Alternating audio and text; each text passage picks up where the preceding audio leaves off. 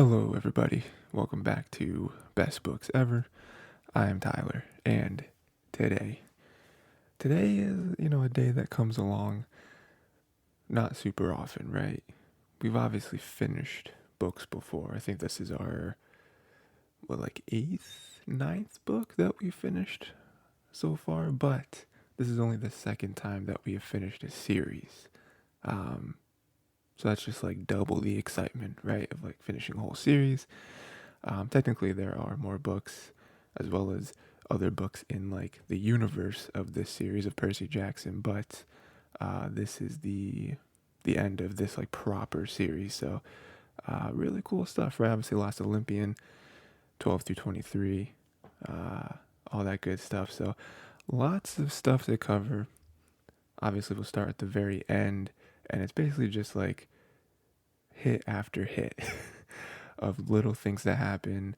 Us like clearing up a lot of the loose ends, and also I think them setting up some future stuff. Again, might get into it towards the end of the episode, but again, there are, like I said, there are other books that are releasing, 15 years later, and there are also like other series that are in the same universe. I think one or two of them are actually more or less direct sequels to this series. So um, we talk about that later though, because that's not important right now. Right now we got this book, Last Olympian. All right, lots of stuff. Some stuff that I feel like I did predict, which I think might be cheating a little bit because I have read the book before. But also some stuff that I'm like I genuinely didn't remember. um, but let's just start with the end. And let's see. So I think the big thing well, there's a lot of big things, but one of the big things was hitting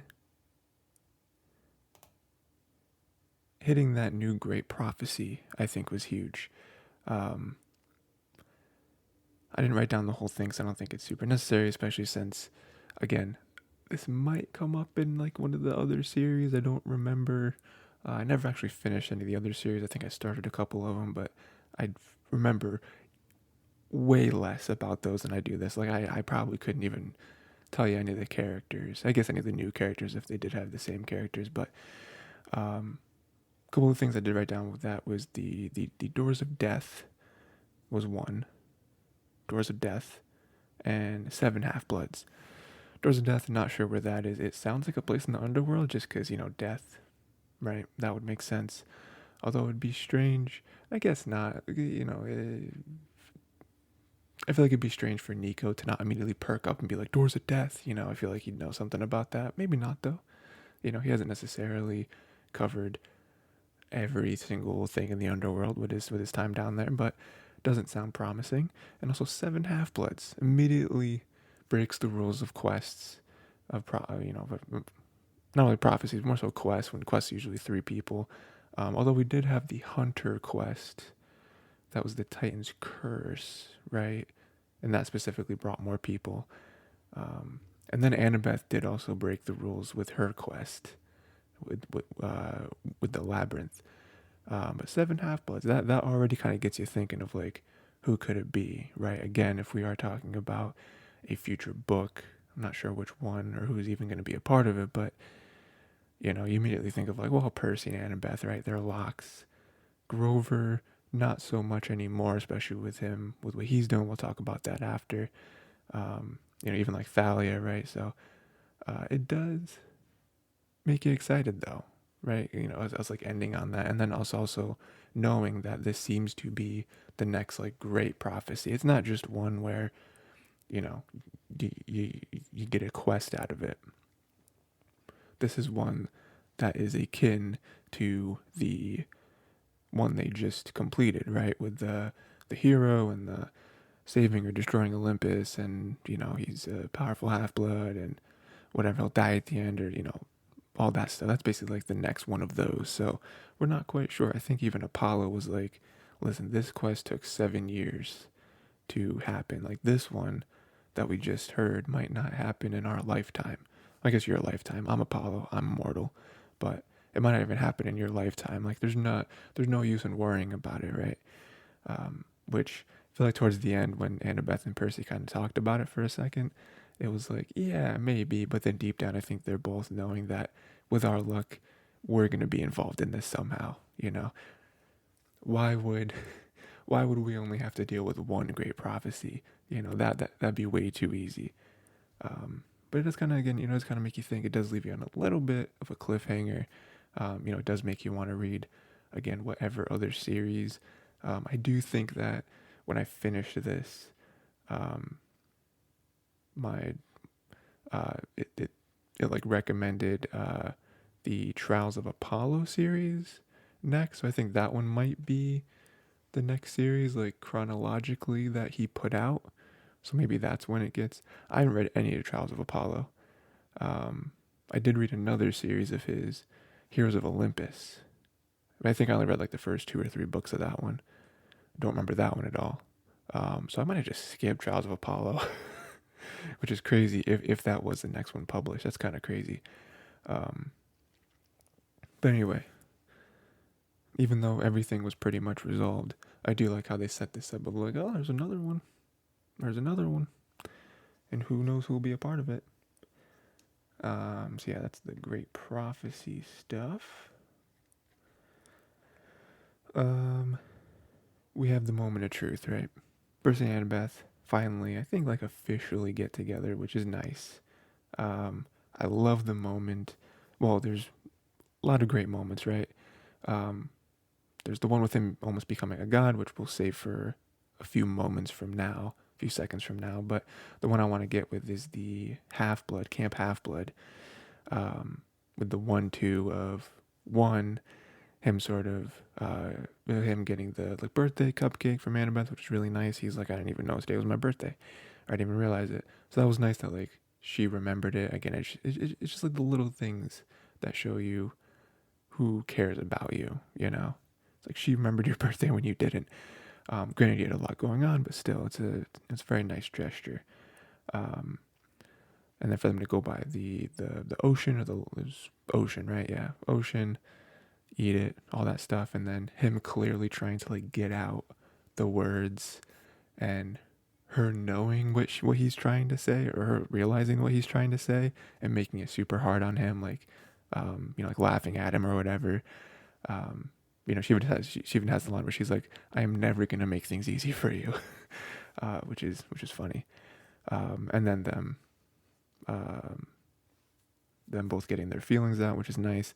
And then the second moment, which is Clarice and everyone in the background just like yelling and cheering, and you have like torches and everything, and it's like, wow, the whole camp, like like Clarice probably must have noticed them or something, like walking off, and she went through and she must have told everyone like, hey, come here. Not because, again, we've seen the full arc of Clarice. I think Clarice has definitely grown on all of us. That's kind of the point of her character arc. So I don't think it was really like, oh, I hate Percy or whatever. I don't, I think that's kind of over. But like her kind of softening up a little bit, and also, I think, especially towards Percy and Annabeth, like how much they respected like their mutual friend Selena, I think was big. But I just thought it was hilarious because like everyone watched them, and they're like, finally it's happened, because I talked about it. I think it was in last book, right? When we got the whole like Selena and Beckendorf situation, and I even mentioned this where it was like Percy was thinking how everyone else felt that way, like, oh, finally they're together, like after all this time with them like kind of sneaking around and whatever, and it's like everyone knows you two like each other. The fact that you're doing all this is just ridiculous, and it's like that's clearly how everyone feels about Percy and Annabeth as well. So it all makes sense to be like, finally. How long have we waited? Years at this point, right? I think what, 4 years, because he came to camp when he was 12, and now he's 16, just turned 16. 4 years. We've seen the obvious. So that was funny. And then they like threw them in the lake or whatever, and then Percy used his Poseidon powers to stay underwater with her, which was cool. But yeah, I just love that moment. Even more so because I think there was a little bit of uncertainty going into this last book, of like, are they going to? Is Rick gonna actually do this? Is he gonna pull a fast one on us? Um, but no, we did it, and it's great. Best case scenario. I just really want to wrap up a lot of this very end stuff, and then I'll kind of pick apart special moments that happened earlier in the book. So more so, more just like resolution type stuff. We got Grover's End, right? Where Grover, Mr. D, officially made him the a member of the Council of Elders, filling in Lenius. Lenius is because he unfortunately died. Um, we kind of grew on him a little bit, not as much as like a Clarice character, but in the end, he did fight. I don't remember seeing any of the other uh, council members there, so he did fight. He was a part of the army that tried to oppose Kronos, so you have to at least give him that. But yeah, he did make him a member of the Council of Elders, which is huge. They also made him like the god of the wild or whatever, basically taking up Pan's place. So he's a pretty important character, a pretty important person in this world. Um, I love the moment too where Mr. D makes him a council member and he immediately faints, and he's like, "All right, well when he wakes up, let him know." I thought that was funny. Like, of course Grover would faint at something like that, and then we have some later conversation with him when he's like, Juniper saying the same thing, because he's trying to kind of put down himself a little bit to be like, okay, it's not, I'm still Grover, I'm still out here, doing stuff. And Percy, and then we find out again, like, Juniper is like, no, like, you don't understand how important you are. Like, you have a lot of titles. You are definitely the most important satyr alive right now. And even above that, like, you have a lot going for you right now. Um, which is great because even throughout the whole series, I think his character and also his achievements kind of hit you. You don't realize how good Grover is at his job, and also how motivated he is. You don't see that in the very beginning, but then you sort of like, again, as the books go on, it's like how dedicated he was, how much more dedicated it feels like he was to like finding Pan, um, and also like how torn up he is whenever he fails a mission, or he thinks he fails a mission, or he thinks he fails a half blood. It's like he really is like a true satyr, and I love that he was able to get this ending because that's like best case scenario for him as well. So good stuff there, and then along with that, they're getting way more demigods again. It kind of goes part and part with what will happen with Percy, but we'll save that for its own thing. But they're getting way more demigods. We got a bunch of them all over, not only the country but the world. So great stuff. They said they're planning on doubling their occupancy. I don't know, of campers next season. So we're gonna have so many more people, which is gonna be cool. Hopefully more people with like different gods and them actually knowing who their parent is, who their godparent is. Lots of again, I could have looked into this, but I didn't. Again, I'm fairly certain. Okay, I know for a fact Rick Riordan has other series that are kind of like gods related, right? I'm mostly sure that they're all in the same universe in some way, right? At the very least, a few of them are in this like Greek god universe. Fairly certain of that. I don't know which one would be next, but I can see how this is sort of like building again a mix of the whole great prophecy that we just heard, and with them saying we're gonna get like with the gods having to claim all of their children. The satyrs going crazy where it's like we need like 100 new satyrs to be able to get all of these demigods that are popping up. It's like this is a great combination for some big new adventures, some big new quests, obviously fulfilling the great prophecy in some way. So very, very exciting. So let's see, we got the demigods around the world. Mr. D, Council of Elders, all that stuff. Okay, some other ending stuff. Annabeth, right? We haven't really touched on Annabeth except for her relation with Percy, but by herself. Fantastic. Fantastic stuff. Athena makes her the architect of Olympus, which is like Grover got his thing first. And then when they said this to Annabeth, I was thinking, like, I am surprised Annabeth didn't faint. You know, because this is like her dream, right? Like not only architecture, but also, she talks about her weakness, right? But it's like she wants something or some things to last forever.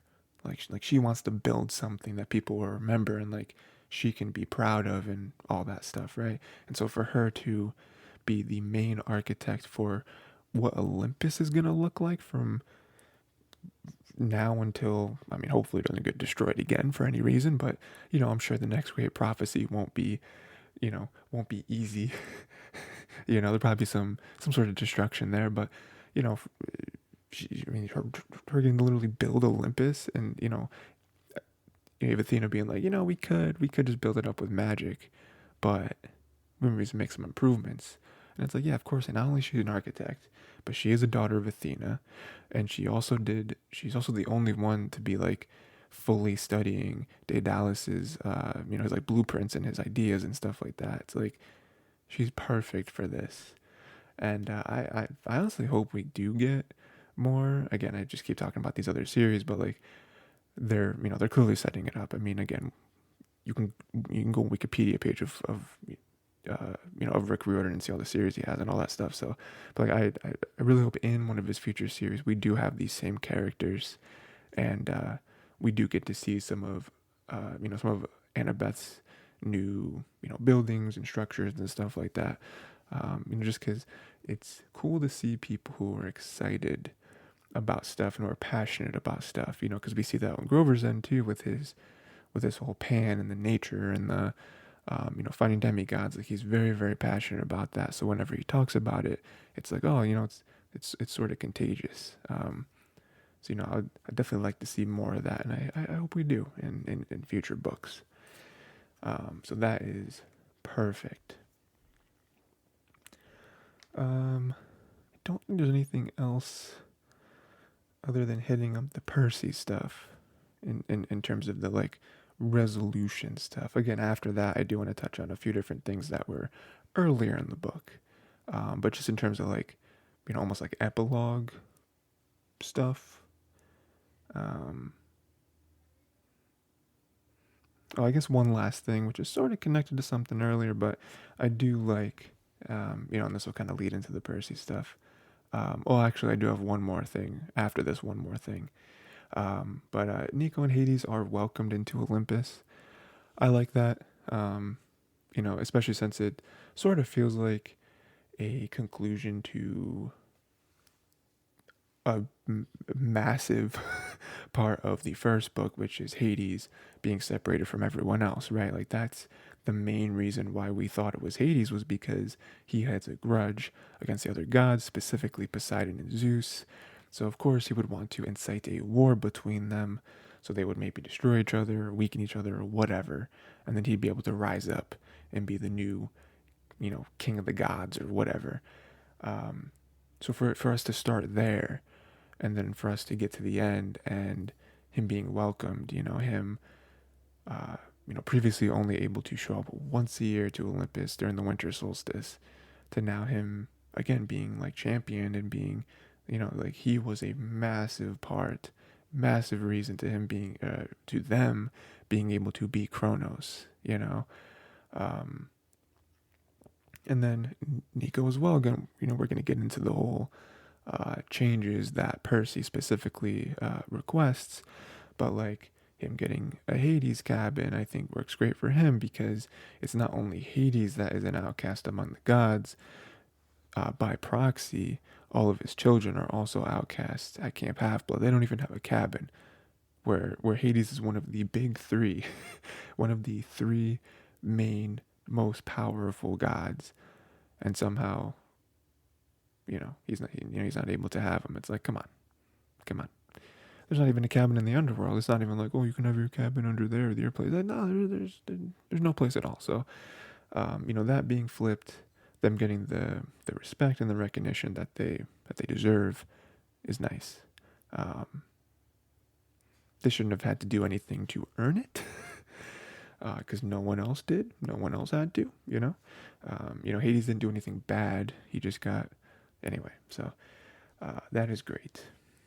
And then one more thing before the Percy stuff, because the Percy stuff is the most, I think, monumental. Rachel, a character where wasn't really sure where she was gonna end up. We first see her in, I believe it's the Titans Curse, maybe Titans Curse. Yeah, yeah, right? Titans Curse. If I say it a few more times, maybe it'll be true. Titans Curse, I believe, where they were running through the Hoover Dam. Saw her. She helped out a little bit. She was able to see stuff, which was weird.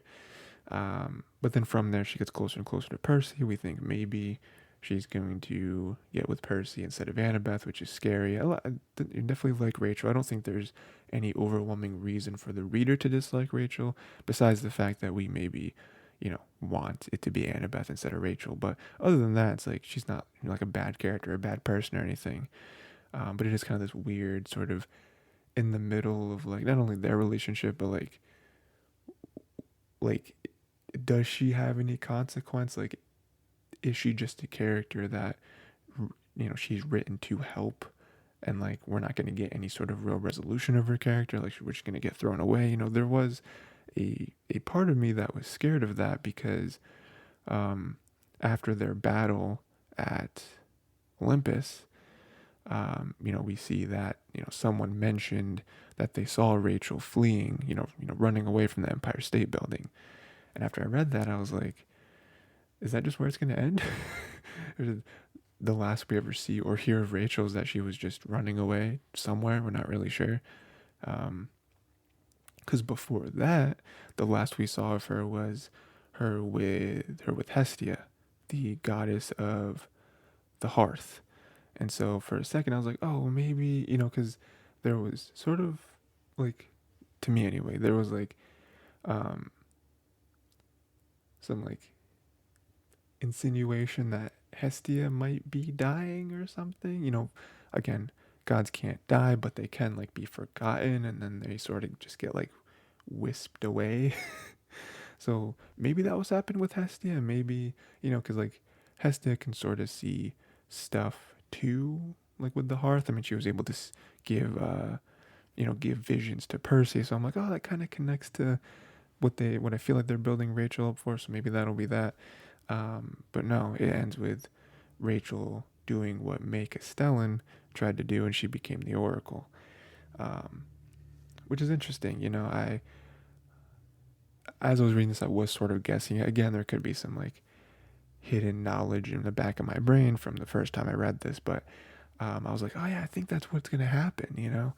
Because the big wall that was there, why the Oracle was, that Oracle for so long is because of the curse that Hades put on. I was trying to remember, like, what was the curse exactly? What did Hades tell the Oracle at the time?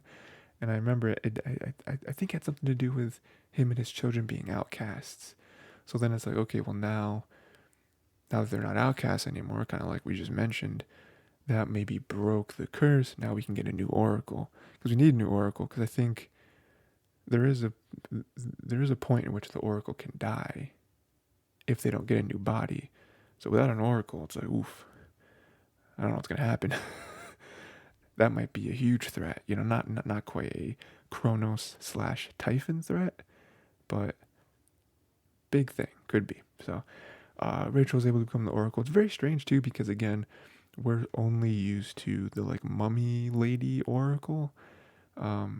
So now it's like, oh no, Rachel's still just a person. Like she's not gonna be like locked up in the attic or whatever. Like no, she's she's going to school.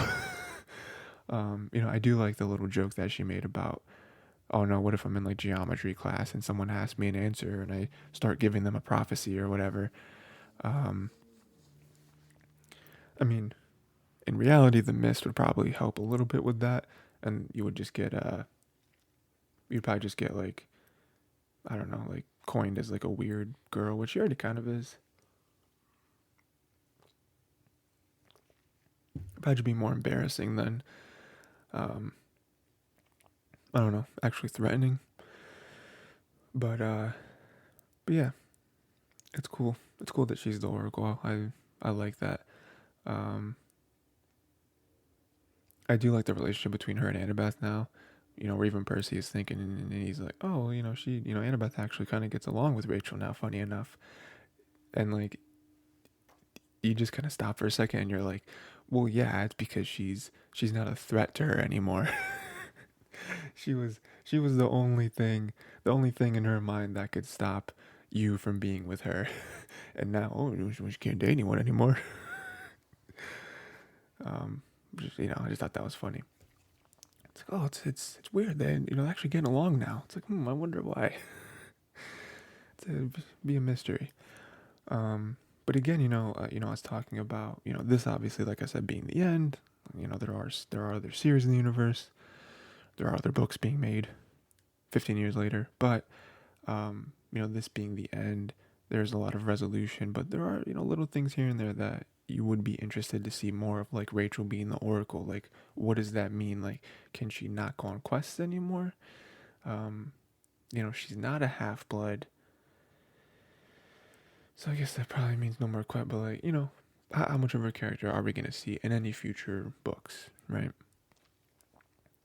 How is she going to be a different type of Oracle? Again, given the fact something as simple as she seems to be an actual person and not just like a corpse with with the spirit of like Delphi or whatever inside of her. Like, she's an actual person, so she can go to school and she can walk around and talk to people and all that. So um, that's like a nice new angle. But now we are at the main. We're gonna get to the Percy stuff, and kind of what that means, and then, like I said, we'll get into some other key moments that are not just the very, very, very end of the book. Um, Percy stuff. So Percy, big thing here. He gets offered to be a god. Um,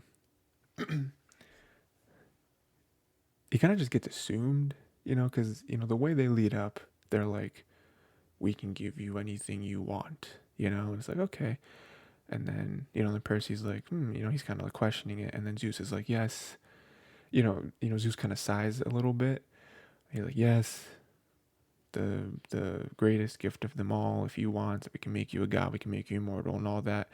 And to me, the way I read, like the way he says it, it's almost like, oh yes, another hero. They get whatever they want. They're of course gonna ask to be immortal, 'cause that's what all mortals want is they want to be a god, and he's kind of like over it. He's like, ah, oh, yeah, of course. And then, for Percy to be like, no, I think it catches them all off guard. And again, it almost insults them because they're like, wait, what do you mean? Because they're gods. So they're like, wait, how could you possibly, um, reject our offer? That's ridiculous. Um, I do like that moment though, because, uh, he looks to Annabeth, and there's a couple things there. One, this is the exact opposite of what happened in the Titan's Curse. Right, Titan's Curse, right? When Percy was convinced that Annabeth was trying to join the Hunters, and if Annabeth joined the Hunters, she would have been immortal. Not necessarily a god, but immortal, and she also would have, they would never see each other again. Maybe like once in a blue moon, but for the most part, they'd never see each other again. And Percy was real torn up inside about this. Even when they got to Olympus, and it was like, oh, here's the conclusion, everything. Um, Percy like pulled Annabeth aside, and was like, Annabeth, don't do it. Like he was real frantic, like don't do this. And Annabeth is just like, what are you talking about? And then it gets revealed that Thalia's gonna join the hunters. Annabeth very happy for her. Annabeth not joining the hunters. And we were like, we all had a big collective sigh of like, oh, thank God, There's a small part of us that probably would have been happy for Annabeth if that is truly what she wanted. Um, but that would have sucked for Percy. um, and then even before that, I think that was the very beginning of the book where Annabeth wanted to like talk to him about something, and it seemed very important, and so that all linked up with like, oh no, she's gonna join the hunt, she's gonna join it, she's gonna do it.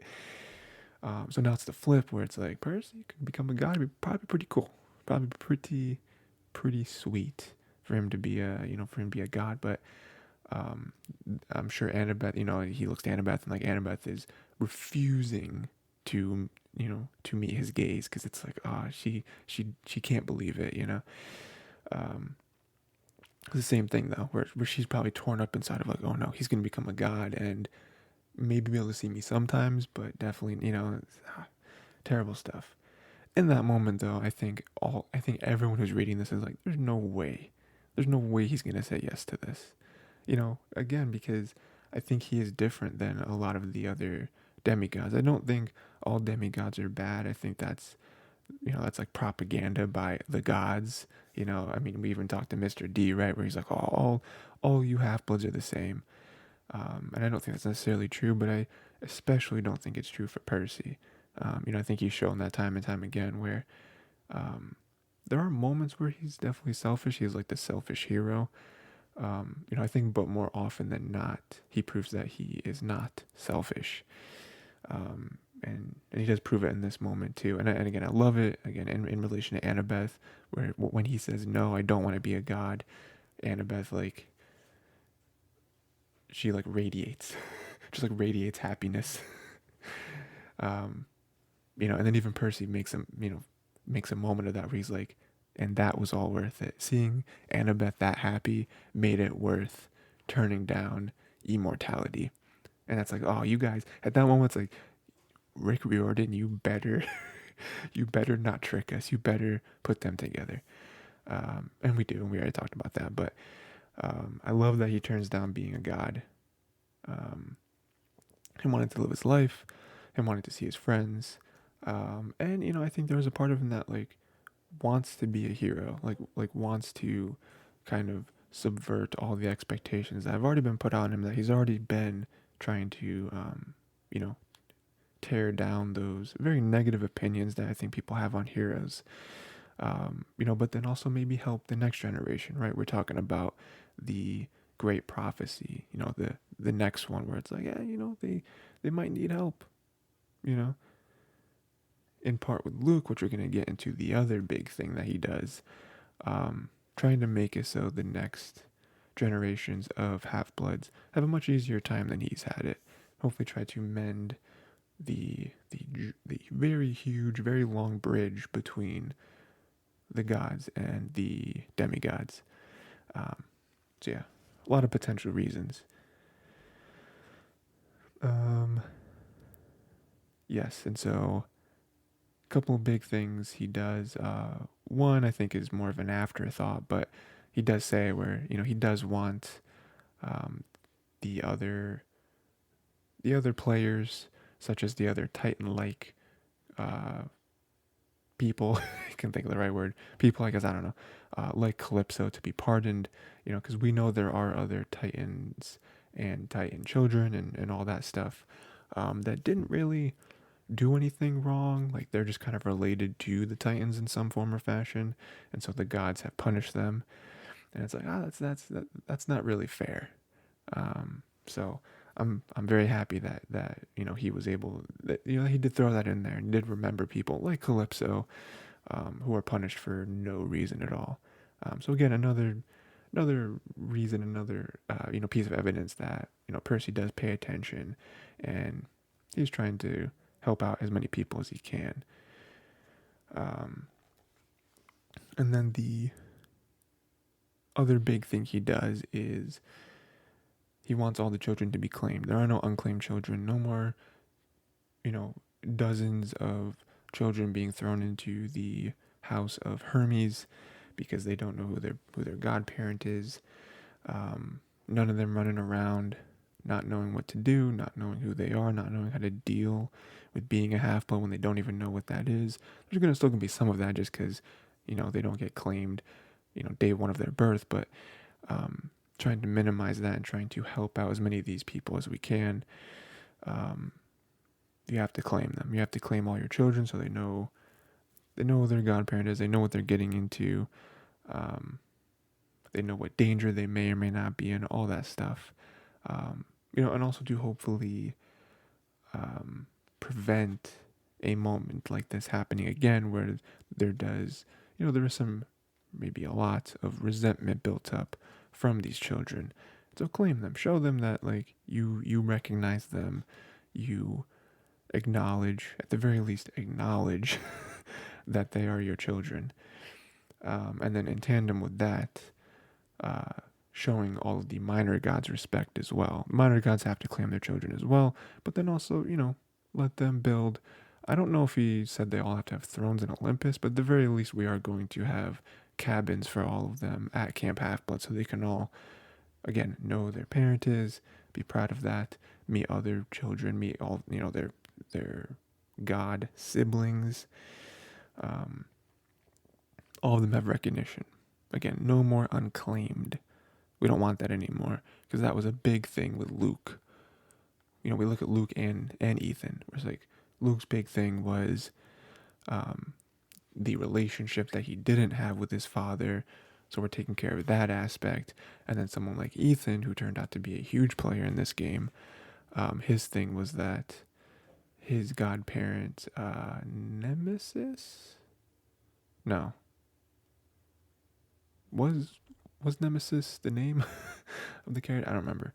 But, them not being respected, them kind of getting tossed aside. It's like, oh, you're just a minor god. It doesn't matter. So we're kind of taking care of both of those avenues.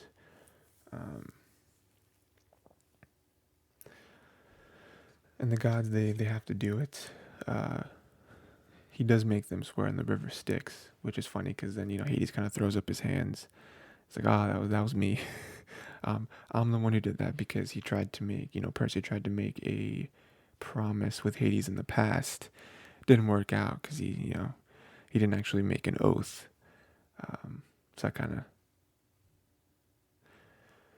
of, but yeah, that's pretty much all Percy does. Again, his things, we have Annabeth and Grover and all that stuff, and they're going to be huge, I'm sure, for the future of Olympus and demigods and all that stuff. But we have Percy who's really trying to shake it up and trying to change the dynamic between the gods and their children and how they're treated. And I mean, we already have great results of that, right? With Grover and them saying they're going to find so many more half-bloods all over the world, which is good because, at its base, these things should prevent something like this ever happening again. Because a big thing like that was, again, Luke. Luke was like the main player, and we're trying to solve that, trying to solve Ethan's thing. But if we do ever get something again, and we already have another great prophecy, which is unfortunate, we do have, hopefully, way more half-bloods in training, and we should have a much better shot next time. Even though we won this time, pretty close. A lot of luck that kind of went into this. So, yeah, good stuff on Percy's side. And then we have kind of just trickling in some other information. Luke, be remiss if we didn't mention Luke. Luke at the very end. This actually does go kind of deeper though, because Luke at the very end, he did end. And he did it all himself. Him with Kronos, he's able to kill Kronos. And what I was thinking with all of this is, I think very similar to Ethan, right? So we have Ethan, who Percy was able to get through to him at the end. Nemesis, he's supposed to be the god of balance. This isn't balance. This is destruction. this is not what you wanted. And I think at the end of the day, Ethan realized that this isn't what he wanted. He wanted, he did want revenge, but he mostly just wanted recognition. He wanted, his big thing was that he feels that he's kind of cast aside because his godparent was cast aside because there is disparity within the gods, right? So he wanted to overthrow those gods to show, hey, we're important too, right? And it's very true, very accurate.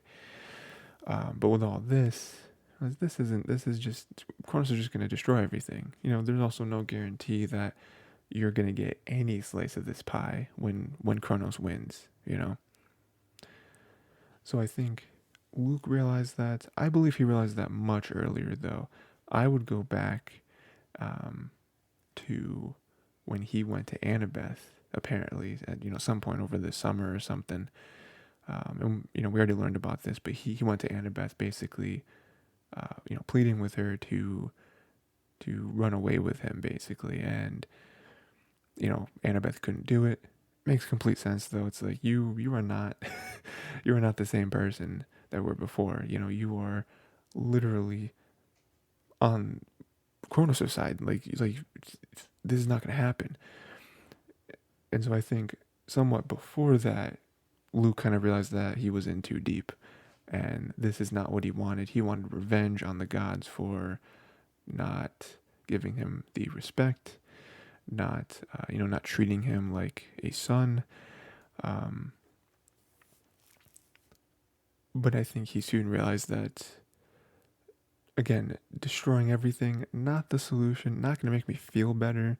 Because again, no guarantee that he was ever going to survive any of this. And then him in particular, we know that if Kronos was able to go into his full form, he was going to shed Luke, and pretty sure Luke was going to die. Pretty sure that was going to be the end of Luke. So again, I think it was around that moment. And while I'm sure he was angry at Annabeth at the time, I think he was probably more angry at himself for letting himself get this far. Letting revenge take him this far. And I think that all kind of coalesced at the end when he decided to end himself and Kronos, saying, I have to be the one to do this. Because no one else, Percy and Annabeth sort of tried in the moment, but they couldn't they couldn't actually hurt Kronos. So him doing it at the end, I think it just kind of brought together the character. I think before this, I talked about this where I was afraid that they were going to redeem Luke's character and somehow make him live, and I'm very glad they didn't, because while I agree with the sentiment that I don't think Luke was born evil or anything like that. I think there was a lot of neglect on the God side, and we've seen that, right? I don't think you can argue with that reading this book, this series. I think that he is not even close to being 100% innocent. So him, this ending with him dying and him sort of, I did sort of mention this possibility last time where I'm like, oh, I bet you he's going to help. I thought he was going to reveal his weak spot and have Percy kill him. I thought, going into this book, I thought that's what he was going to do. I sort of like a last ditch, like, I've realized what I've done. This is terrible. Kronos winning is not going to be, that is not my desired outcome. I've realized this is not what I want. I'm going to tell Percy where my weak spot is. Percy's going to kill me, and that's going to be that. It's not what happened. He took it into his own hands, literally. Yeah, I think that was really the best. And, we do now interpret the prophecy in a way where it's like, oh, it was always going to be Luke. I do think I do think Luke deserves that respect, for that moment. Definitely deserved to die at the end, though, and, but it is interesting because I have, bashed Annabeth in the past for having so much allegiance and so much hope in Luke. But at the end of the day, it was kind of that was the last, the last step to getting to this ending, right?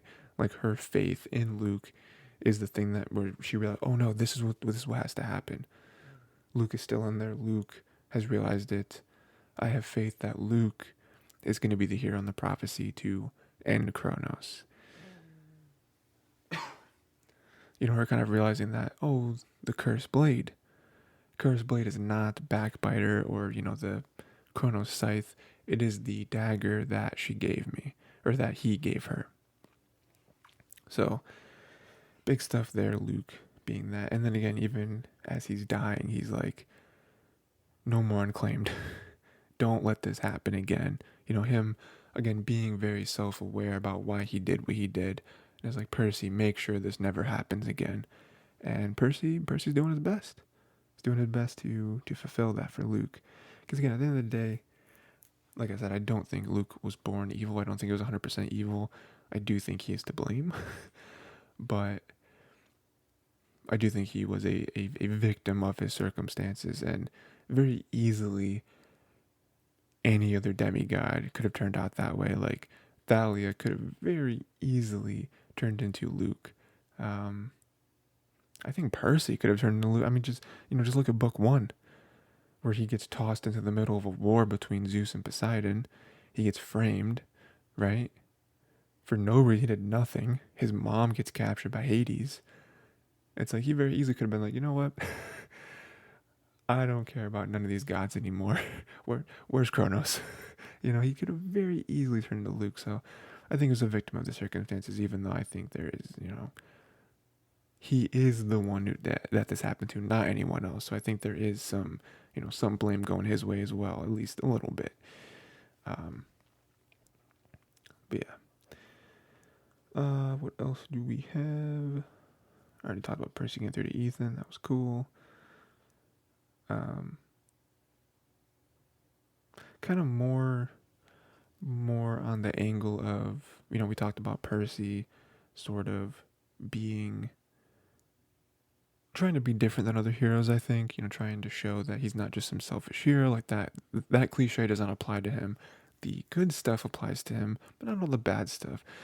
I think that's true for a lot of characters here, right? Like we look at Annabeth and Grover, right? And they are outstanding in what they're trying to do and what they're trying to become. And we look at Nico, where I think Nico also breaks a lot of those stereotypes, especially him being a son of Hades. You know, where they talked about him and Hades being welcomed in Olympus, but then we look at what actually got them there, and we see that Nico was able to convince Hades to help.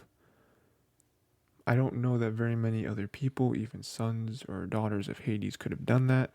Nico was able to get through to his father and say, hey, like this, you know, because we saw them before and they were arguing, and it was like, Hades is never gonna agree to this. But again, this just shows another character here is trying their best to sort of break out of what everyone thinks about them and thinks about what they should be. So yeah, I just wanted to mention that too, to just be like, hey, you know, Nico, not part of kind of our main group, I don't think, but still very important, still trying to make moves. Let's see, what else do we have? And I guess we'll close up the whole Typhon thing. Big threat.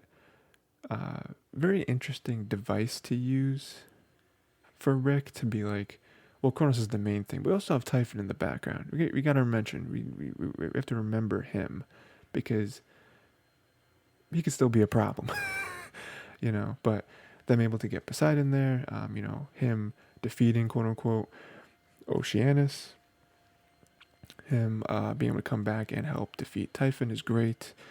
Yeah, I just thought that was a really cool moment. Just be like, hey, you know, we do need everyone to do this. So, yeah, I just thought that was a cool moment. Another cool thing, Percy giving Pandora's jar to Hestia as an offering. I love Hestia. There are a lot of like main characters in this book, but then there are also some side characters that I really, really like, and you know, I would like to see more of. I don't think we will, but you know, people like Calypso. Love Calypso. I loved her whole story. Her kind of being a very tragic character. You know, I thought that was cool. Not cool for her, obviously. That sucks for her, but as a character. And then even something like Blackjack. Every time Blackjack enters, I'm just like, this is great. Blackjack is top 3 character in the series. Absolutely fantastic. Love him. If Blackjack ever dies, I might have to stop reading. Love him. But like, Hestia is another one where I love Hestia, like her just being the goddess of the hearth, her being like the forgotten god, even more so with like her saying that she gave up her seat to Mr. D as some sort of compromise. I forget exactly what it was, but like, oh, no one ever notices me. You didn't notice me on your first day at Camp Half Blood, and I was at the hearth. Her helping with like the visions and all that. Like, love her character. She's great. So him giving the Pandora's jars as an offering, it's like showing so much respect to her as a god, as a goddess, whatever. Um, Great moment, and then us like closing up her character at the end with all the celebration, and he looks over at the hearth and sees Hestia, and he's like, in his mind, he's like, I don't know if anyone else can see her. It might just be me, but maybe she prefers it that way. I'm sure there are times where she's like, don't need everyone to see me all the time. But just enough for him to see her and her sort of like, give him a nod of recognition. Um, is such a nice, subtle way to kind of close up that character, I guess. So yeah, love that character. Um, Selena dies, unfortunately.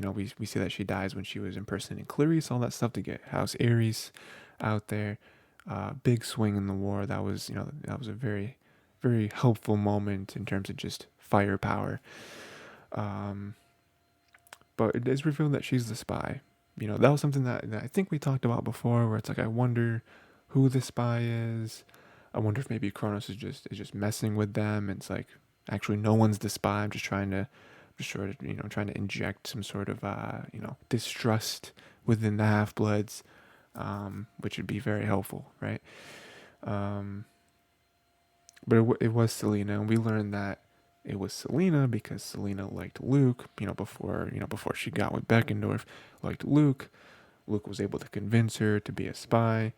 Um, when she realized who he was, that he was using her, even when, she got with Beckendorf and all that, she tried to get out of it. And Luke was like, you don't want to do that because I'll tell everyone and then everyone will hate you. And they might even kill you. I don't know. Um, so she couldn't. So like so now she was against her will giving up the information. And I'm sure that tore her up. And a lot of things make sense now. You go back and read some, I think maybe this book and maybe the last book too, I don't remember. Um, there's lots of little moments where she has a very short piece of dialogue of like, oh, this is all my fault or whatever. And I think in this book, she does say something to the effect of, oh, well, I'm not that great of a camper, if I knew how to fight or whatever, blah, blah, blah. And deep down, it's like, oh, no, the real reason why she thinks everything is her fault is because some of it is. She's the spy giving up information, but I think in this moment, her being brave enough to impersonate Clarice, to bring Clarice and House Ares back, and her dying because of it, I like the very, very end where they do make like I forget exactly what they're called when they like cover the dead body and whatever of your god parentage, and then they set you ablaze or whatever. Um, I do like that moment where Percy's thinking about it and he's like, there was no mention of the word spy, and that that secret died on that day, and I'm just like, that's so perfect to be like, again, we even rewind back to the moment where they come back after bringing Clarice and Ares into the war and them having to give the unfortunate news that Selena died. Also in that moment, he's like, but no one mentioned that she was a spy because no one needs to know that. She died a hero, and no one has to know that she was a spy. Um, because she was, you know, um, she was as much a hero as anyone else was. So that was great. And then another sort of effect of that was, I think this is my last note I wanted to mention, so this works out perfect. Was that moment being the moment that Annabeth admits to Percy that he was right about Luke. And this is a very tough moment because you can tell that it's tearing Annabeth inside. It's tearing her up inside. Um, I think she even says something to the effect of like, "I bet you're real happy right now," And Percy's like, "I'm not happy at all," because you know there's a few different ways to attack this, right? Like we know that Annabeth likes Luke in some form or fashion. We do see at the end though where he's dying and Luke asks, "Did you love me?" And Annabeth pauses, and it's sort of unclear what her real feelings were because she does end up saying, "You were like a big brother to me. No, I didn't love you." And Luke nods, accepts that answer, but she does glance at Percy for a second, so it's like, did she not want to actually say that she loved him in front of Percy? Like, it's tough, but either way, there were those feelings. And so maybe she feels that, Percy always felt like jealous of him, intimidated by him or whatever. So he's like, oh, well, I bet you're real happy. And also just the fact that he was right, So it's like, oh, all that mixes together. Oh, I bet you're real happy right now. From Percy's perspective, he's like, I'm not happy. And, there's probably a few reasons for that. One, I don't like seeing you sad or upset. And this clearly makes you sad or upset. So no, I'm not happy that I'm right. Another reason is, well, no, I would love if Luke wasn't like this. I would love for Luke to be an ally and to more than that be a friend. So no, I'm not happy. you know, um, but yeah, that is all because of the Selena stuff. For her to finally realize that Luke was manipulating her, and maybe she even feels a little bit of him. That could mean that he has possibly manipulated her in one way or another, right? So um, somewhat, uh, you know, that moment was somewhat relieving to be like, because up until this point, I've already mentioned it, of like just being upset at Annabeth, of like, Luke is not what you want Luke to be is not who he is, and for that to finally hit her is like, as a reader, you're like, finally, but then it's like, oh, it still kind of sucks though. But yeah, but that is the book, I believe. That is everything. Um, Lots of good stuff. Again, the end of a series. Um, yeah, I don't have anything else to say about the book. Great stuff. Coming off of this is the second series we've done after Mistborn. Coming off of that, I was like, I don't know how this is gonna go. It is a book I read much longer ago. It's also written for a much younger audience. Around like elementary school type. Uh, type readers, but still very, very good. Very, very good. Like I said, just to reiterate one last time, there are more books in the series coming out, as well as other series in the same universe. I'm sure we'll cover those at some point. I've never actually read fully any of those. I think I've started a couple other series, but so I'm sure we'll cover those some point in the future. Because I'm very excited to do it now after rereading this. It's like, oh, I can't wait. But I think the last thing to cover is the next series. So, next series we are starting is going to be a good one. It is going to be the Kingkiller Chronicle by Patrick Rothfuss. So there are 2 books in the series, and there are also 2 novellas, short stories, whatever you want to call them. We'll cover all 4. I will say, if you don't know anything about this series, one, it's very good, very good, but it isn't finished. This is probably the second most famous series after Song of Ice and Fire or Game of Thrones. That isn't finished, and we're not sure if we're gonna get an ending. We're hoping. There's supposed to be one more book. That's the plan originally, I suppose. Not happening, or isn't. We have no idea. So I will say, if that discourages you to reading it, totally understand. But I think even though it isn't finished, I think these first 2 books are so good and so engrossing that I would like to cover them again. And then the two short stories, like, novellas or whatever, I've never read, so that'll be fun to kind of go through those for the first time. Um, so yeah. So first book is called The Name of the Wind, like I said, by Patrick Rothfuss. We're going to be covering chapters 1 through 23, so about the first quarter of the book.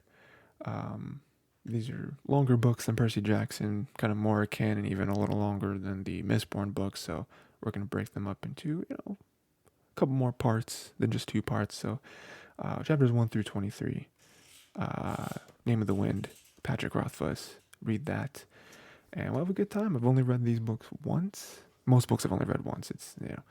But these books are very dense, very dense. A lot of prose being used. That's kind of what he's known for. I'm excited to go through it again and kind of see what y'all think, because it being unfinished and unfinished for so long. There's so many theories and so many readers picking apart different things that happen, and so excited for that. But that is it. Let me know your thoughts on the book, on the series that we just finished. Any sort of predictions for, again, I'm assuming the story continues in one way or another in one of the series, or obviously the books 6 and 7 and plus that are being put out right now, but let me know about that. And yeah, I guess that's it. Till next time, read the chapters for the next book, and we'll get into a new series.